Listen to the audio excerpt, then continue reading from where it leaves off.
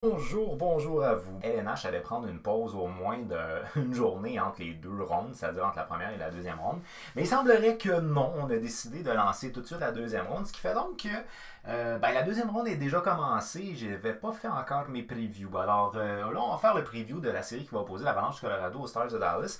Et malheureusement, c'est une série qui est déjà commencée.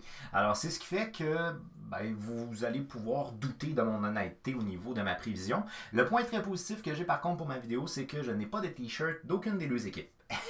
Fait que la surprise va être à la toute fin. Alors bref, la série qui va opposer l'Avalanche Colorado aux Stars de Dallas, moi j'ai déjà écouté le premier match. Honnêtement, je pense que ça va être une série super intéressante parce que c'est deux équipes qui sont très portées à l'attaque. Fait que sans dire qu'ils ont des immenses lacunes défensivement, moi ce que je vois comme étant leur plus grande faiblesse des deux côtés, ce serait peut-être au niveau des gardiens de but. Mais les deux ont un style de jeu qui est très ouvert. Alors c'est ce qui fait que c'est... En tout cas, je pense que ça va être une série qui va être très divertissante. Malheureusement pour nous dans l'Est, c'est que ça joue tard parce que c'est quand même. C'est les organisations de l'Ouest. Malgré que là, avec les bulles, même dans l'Est, on a des matchs relativement tard. Alors bref, c'est ce qui fait que d'après moi, ça c'est une des séries qui risque d'être les plus intéressantes parce qu'elle va être très ouverte offensivement. Puis ça peut être super intéressant. Bon, j'ai vu tous les matchs qui ont opposé l'Avalanche à mes défunts Coyotes de l'Arizona qui ont été littéralement assiégés par l'Avalanche Colorado. Pratiquement à tous les matchs, c'était ridicule de voir à quel point est-ce que l'Avalanche était complètement dominant. Pour vous donner une idée, là, les Coyotes n'étaient pas du tout agressifs sur la rondelle, pas du tout agressifs le long des bandes. Ils donnaient à l'Avalanche littéralement l'entrée en zone, puis tout le jeu le long des bandes, ce qui fait qu'ils encaissaient des tirs et c'est à peu près tout. Alors l'Avalanche, en gros, ont été très dominants parce que les Coyotes ne se défendaient pas. Ce qui fait que les statistiques, selon moi, sont biaisées à ce niveau-là. Au niveau des Stars de Dallas, ce qu'il faut que je mentionne, c'est que les Stars de Dallas, dans leur dernier match, quand même, ils perdaient 0-3 contre les Flames, puis ils ont gagné finalement 7-3. Alors ça, c'est quelque chose qui, au niveau du moral des gars, c'est très bon. Alors l'Avalanche Colorado est une équipe qui a tiré énormément contre les Coyotes, puis ça peut créer de la frustration, mais c'est une équipe que j'ai découverte comme étant très résiliente. Alors c'est une équipe que moi, je connaissais peut-être un peu moins parce que j'y suivais pas vraiment, et j'ai découvert cette équipe-là, puis franchement, je les aime beaucoup. Et je vous avoue, entre vous et moi, un nouveau crush que j'ai au niveau de la LNH, Nathan McKinnon. Je l'ai adoré. Il fait tout sur la glace. J'ai adoré ce gars-là. Et pour les fans du Canadien, Nick Suzuki est un joueur que je trouve qu'il a à peu près ce style de jeu-là aussi, qui fait un peu tout. Là. Fait que ça peut être très prometteur pour Nick Suzuki. Alors, on va venir ici à la série qui va opposer l'Avalanche Colorado aux Stars de Dallas. Donc, comme je vous dis, les données sont peut-être un petit peu biaisées, mais en même temps, les Stars ont réussi à se débarrasser relativement rapidement des Flames de Calgary. Fait que peut-être est-ce que c'est équivalent. J'ai pas du tout écouté la série qui a opposé les Flames de Calgary aux Stars de Dallas. Fait que je sais pas vraiment de quoi ça a eu l'air. Mais par contre, au niveau de l'Avalanche contre les Coyotes, je peux vous dire que c'était une totale domination de la part de l'Avalanche.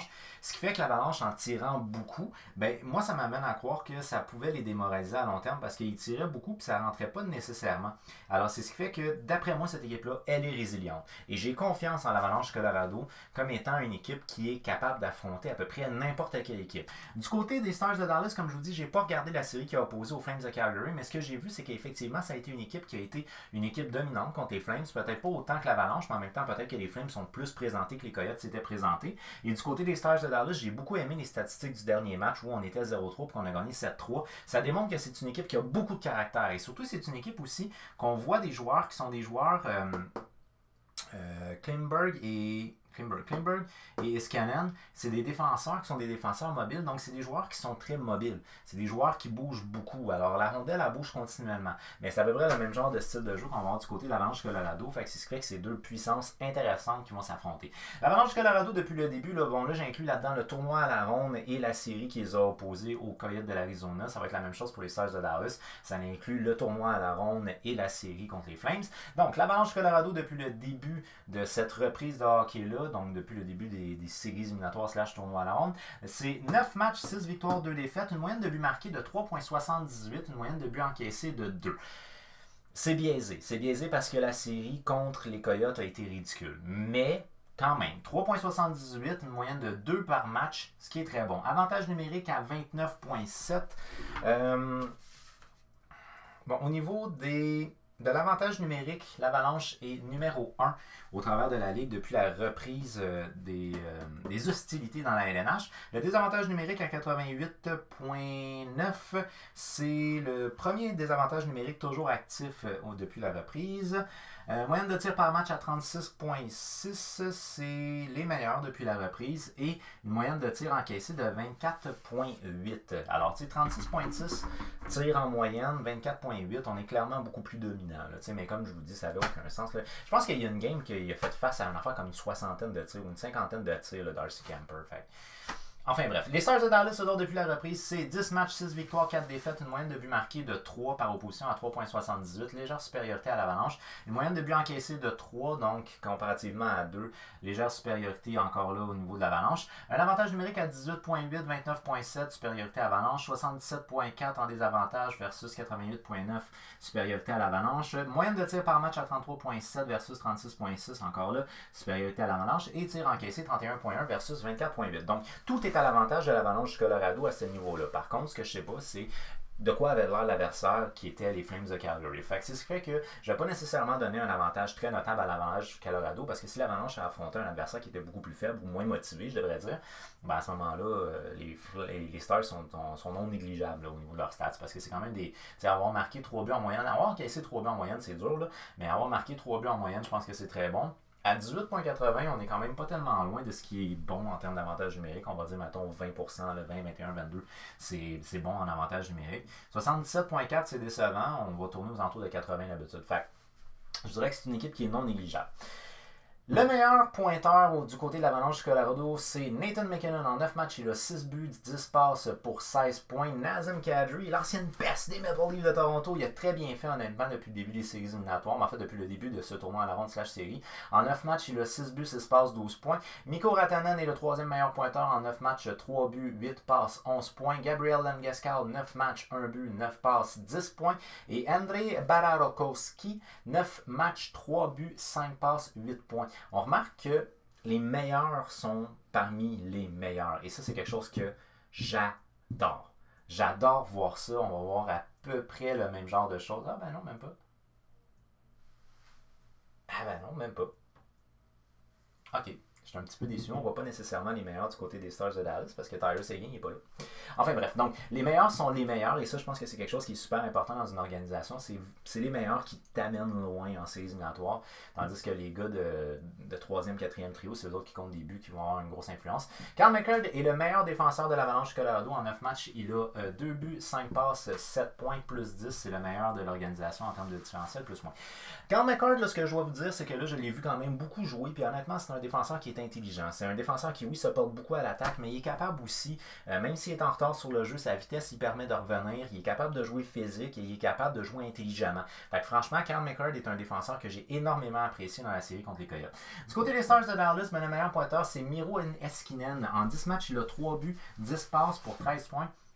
C'est très particulier dans le cas de Heiskanen parce que c'est un défenseur. Le meilleur pointeur des Stars de Dallas est un défenseur. Fait que c'est ce qui fait qu'on utilise beaucoup nos défenseurs, autant au niveau de l'avantage numérique, mais aussi à 5 contre 5 du côté des Stars de Dallas. C'est un défenseur qui est capable d'avancer comme Carl McCurd. Étonnamment, là, moi j'avoue que j'ai été surpris de voir que le deuxième pointeur des Stars, c'est Joe Pavelski, le vieux Joe Pavelski qui est encore en forme. On verra bien. Là. 6 buts en 10 matchs, c'est quand même très bon. Là. Avec 2 passes, 8 points. Donc Joe Pavelski, ça va bien. John Klingberg, un autre défenseur ici. En 9 matchs, il a 1 but, 7 passes, 8 points. Denis Gurianov, en 10 matchs, il a 6 buts, 1 passe, 7 points. Et Jamie Benn, en 10 matchs, il a 2 buts, 5 passes, 7 points. L'absence de Tyler Seguin ici m'inquiète parce que je vous avoue, je n'ai pas remarqué où était exactement Tyler Seguin. Fait que tu sais, en termes de points pour points, on donne l'avantage à l'Avalanche du Colorado parce qu'en moins de matchs, ils ont des joueurs qui ont plus de points que les Stars de Dallas, mais je pense quand même que ça peut s'équivaloir. C'est quand même pas nécessairement. Les deux équipes sont des équipes qui ont une profondeur correcte. Moi, je les vois pas comme étant des grandes équipes de profondeur, mais qui ont des première ligne très puissante. Je donnerais l'avantage à la première ligne de l'Avalanche du Colorado, mais en termes de première paire de défenseurs, en tout cas les défenseurs les plus intéressants là, depuis le début de la reprise, c'est vraiment Heiskanen et Klingberg, peut-être plus Heiskanen d'ailleurs. Carl McCurd, par contre, jeune et très intelligent, j'aime beaucoup. Gardien de but du côté de l'Avalanche du Colorado, Philippe Grubauer, c'est lui qui a eu le plus de départs. En 7 départs, il a 922, 1.87 et Pavel Francouz en 3 départs, 941, 1.59. Les deux gardiens ont des bonnes statistiques, mais il ne faut pas considérer que c'est c'est des très grands talents. Parce qu'honnêtement, moi, Philip Grobauer ne m'a pas impressionné du tout contre les Coyotes. C'est juste le point que les Coyotes tiraient presque pas puis n'étaient pas du tout menaçants. En termes de Stars de Dallas, on a Anton Khudobin en 8 matchs, 917, 2.55 et Ben Bishop en 2 matchs, 862, 4.04. Alors, il n'y a pas de question à se poser. Grobauer va commencer. En fait, il a commencé. Puis Khudobin a commencé aussi. Donc, c'est l'aperçu. C'est l'aperçu global de la série qui va opposer l'Avalanche Colorado aux Stars de Dallas. D'après moi, une série qui devrait être très offensive. C'est une série qui peut aller d'un sens comme d'un autre, mais moi honnêtement j'ai peut-être plus confiance à la première unité de 5 de l'Avalanche, puis malheureusement, même si les Stars ont des défenseurs qui sont très offensifs, je pense entre autres aux Prédateurs de Nashville, je pense pas que c'est ça qui va te permettre de gagner une série, d'avoir des défenseurs à caractère très offensif, puis quand même c'est non négligeable Cal McCarr en termes de défenseurs offensifs pour l'Avalanche du Colorado. Alors j'ai adoré voir le leadership de Nathan MacKinnon, j'ai adoré voir la persévérance d'un Nazem Kadri qui est peut-être moins jaseux, mais qui était quand même performant, ça j'ai beaucoup aimé. Puis honnêtement, là, Rantanen, Landeskog, MacKinnon, ça frappe fort. Alors moi, je donne ma confiance à l'Avalanche du Colorado qui va l'emporter contre les Stars de Dallas, mais j'y vais pas avec un 4 matchs, j'y vais avec un 7 matchs. L'Avalanche du Colorado, selon moi, devrait l'emporter contre les Stars de Dallas en 7 matchs. Alors, quelle est votre opinion à vous? D'après vous, qui va gagner entre l'Avalanche ou les Stars? Faites-le moi savoir à travers des commentaires. Est-ce qu'il y a des joueurs qui vous ont marqué? Est-ce qu'il y en a d'autres qui ne vous ont pas marqué? Discutons!